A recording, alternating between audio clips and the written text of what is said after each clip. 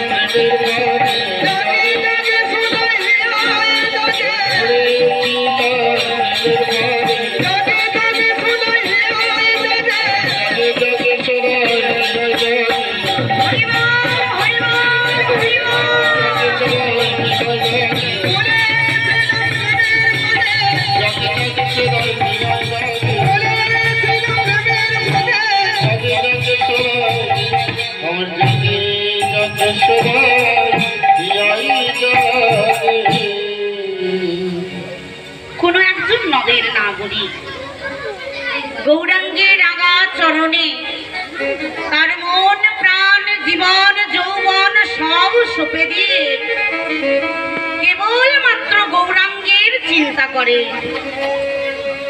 ভক্তমণ্ডলী মায়েরা, এমনই হয় গো, যে জন গৌর পদে প্রাণ সঁপেছে তার ওই বহির জগতের দিকে ভ্রুক্ষেপ থাকে না।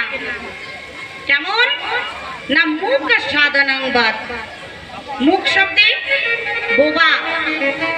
যদি কোনো বোবা ব্যক্তিকে বাবা মিষ্টি খাইয়ে জিজ্ঞাসা করা হয় যে মিষ্টির স্বাদ কেমন, সে কি বলতে পারবে? পারবে না, কেবলমাত্র ব ব করবে। তদ্রূপ বাবা কোন ব্যক্তির হৃদয়ে যদি গৌর প্রেম জাগরিত হয়, যদি কৃষ্ণ প্রেমে জাগরিত হয়, সেই ব্যক্তি এই সংসারের বিষয় বাসনা থেকে বহু দূরে চলে যায়।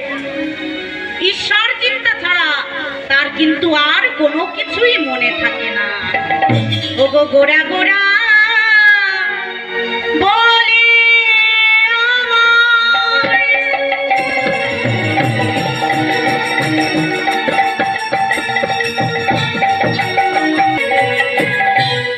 কোথায় গেলে আমি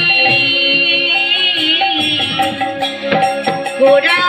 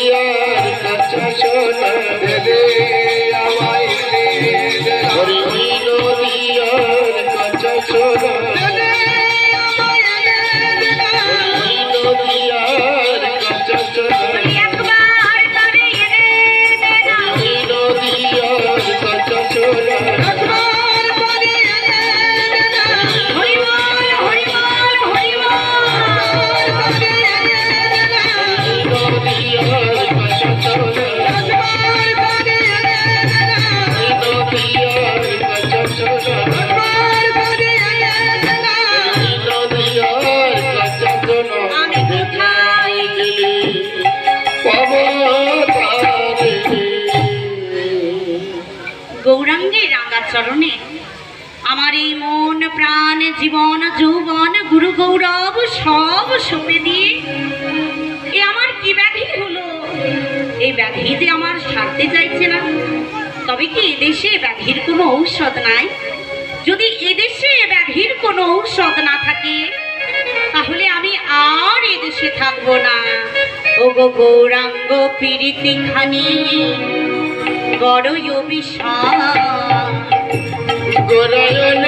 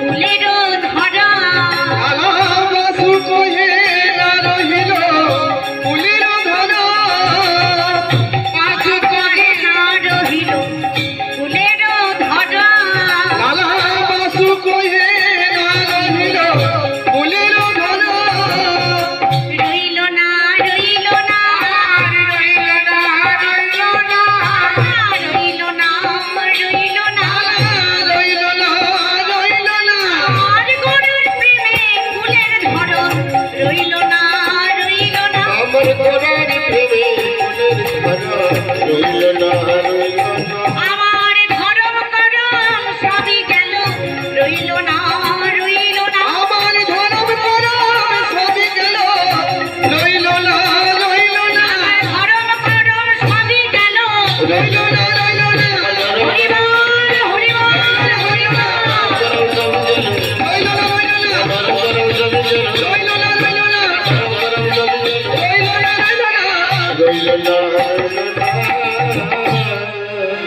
ওগো গৌরাঙ্গ প্রীতি খানি বড়ই অভিশাপ,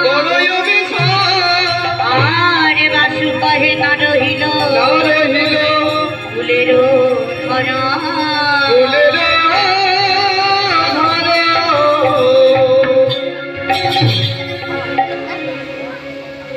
ভক্তমন্ডলী মায়েরা, আজ আমরা যেহেতু গৌরাঙ্গ লীলা আস্বাদন করছি, আজ আমাদের আস্বাদনের বিষয়বস্তু হচ্ছে শান্তিপুর মিলন।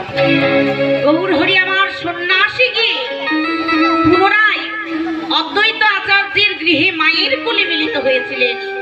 আজ আমরা এই লীলায় আস্বাদন করব। লীলায় প্রবেশ করার পূর্বে আমরা ছোট করে একটা ভজন আস্বাদন করব। ওই ভজনের মাধ্যম দিয়ে আমরা লীলায় প্রবেশ করব। তাই সকলে মিলে আমার সঙ্গে করে করতালি দিয়ে এই গৌর গুণকীর্তন সকলে মিলে আস্বাদন করবেন। এবং মাঝে মাঝে আমার মায়েদেরকে বলছি, একটিবার করে মায়েরা উলুধ্বনি করবে। হরিবাসনে বসে উলুধ্বনি করতে হয়, শঙ্খধ্বনি করতে হয়। যারা যারা হরিবাসনে কীর্তন আস্বাদন করতে আসে তারা দেখবেন মায়েরা ঘর থেকে একটা শাঁখ হাতে করে নিয়ে আসে। আর একটা বিশেষ কথা, মা লীলা প্রারম্ভে একটা কথা আপনাদেরকে জিজ্ঞাসা করি। এখানে আমার যে মায়েরা এবং আমার যে বাবারা উপস্থিত আছেন তাদের কাছে আমার একটা প্রশ্ন। হ্যাঁ গো মায়েরা, আপনারা নিত্য আমার গোবিন্দের সেবা দেন কি? যারা যারা আমার গোবিন্দের সেবা দেন, গোবিন্দ কি জল তুলসী দেন, তারা একটিবার হাত দুটো তুলবেন তো। হরি বল, হরি বল, আহা হরি বল। আচ্ছা মায়েরা, যারা যারা আমার গোবিন্দকে জল তুলসী দিচ্ছেন তারা তারা দীক্ষা গ্রহণ করেছে? হরি বল। বেশ, এবার বলি মা, যারা যারা দীক্ষা গ্রহণ করেছেন খুব ভালো কথা, কিন্তু এখনো পর্যন্ত আমার অনেক মায়েরা আছে যারা কিন্তু দীক্ষা গ্রহণ করেনি কিন্তু গোবিন্দের নিত্য সেবাটা দিচ্ছে। তাদেরকে মা করজোরে বলে যাই যে যারা আমার গোবিন্দর সেবা দিচ্ছেন কিন্তু দীক্ষা গ্রহণ করেননি, আপনারা সেবা দিচ্ছেন ঠিক কথা, কিন্তু গোবিন্দ আমার আপনাদের সেবা নিচ্ছে না।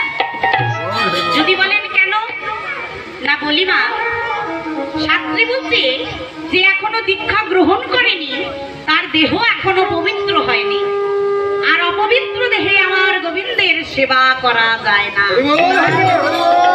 দীক্ষা শব্দের অর্থ কি? দ্বিযুক্ত ক্ষণ সমান হচ্ছে দীক্ষা। দ্বিয়তে পরমত জ্ঞান আর ক্ষিয়তে পাপ ও কর্মাণি। যে প্রক্রিয়ার দ্বারা, যে কর্মের দ্বারা মানব দেহের সমস্ত পাপ নাশ হয় এবং শুভ বুদ্ধির উদয় হয় তার নামই হচ্ছে দীক্ষা। এই দীক্ষা গ্রহণ করলে তবেই আপনারা ভাগবত কৃপা লাভ করবেন। আর একটি ভাবে ভগবত কৃপা লাভ করা যায়, সেটা হচ্ছে শাস্ত্র অধ্যয়ন করলে।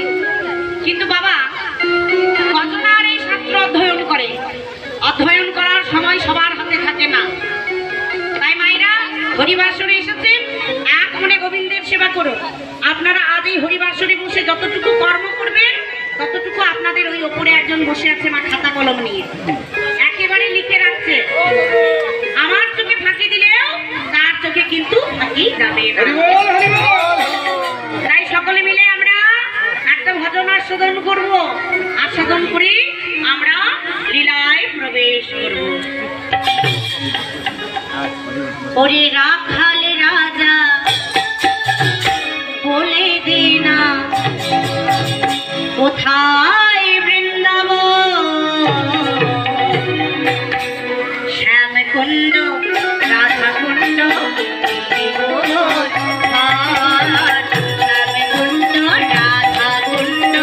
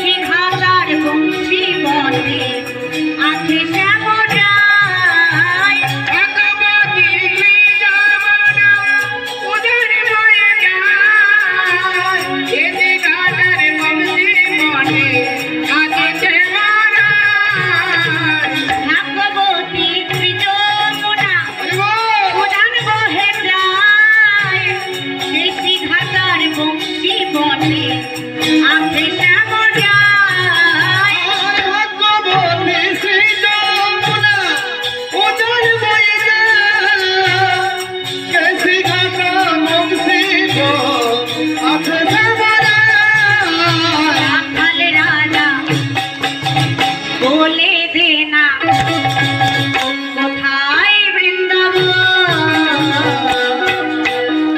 শ্যামকুণ্ড রাধাকুণ্ড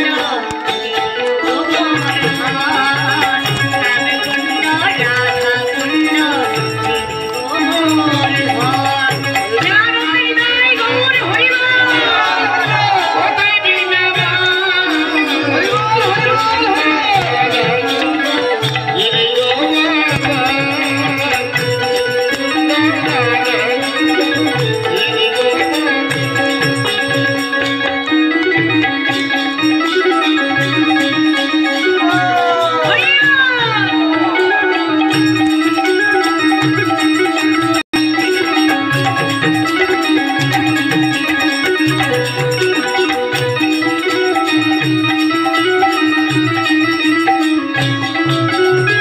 ভাগ্যবতী শ্রী যমুনা উদান বহে যায় পথের শেষে রাখাল রাজা বাঁশুরি বাজায় ভাগ্যবতী শ্রী যমুনা উদর বয়ে যায় কোটে গেছে রাখাল রাজা বাঁশুরি বাজায় বাঁশুরি বাজাই রে কালা মুরলি বাজায় বাঁশুরি বাজাই রে কালা মুরলি বাজায় বাঁশুরি বাজায় মুরলি বাজায় বাঁশুরি বাজায় রে কালা মুরলি বাজায় ওরে রাখাল রাজা বলে দে না কোথায় বৃন্দাবন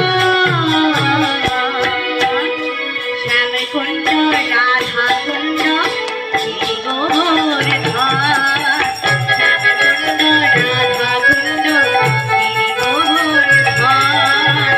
শ্যামকুণ্ড রাধাকুণ্ড গিরিগোবর্ধন শ্যামকুণ্ড রাধাকুণ্ড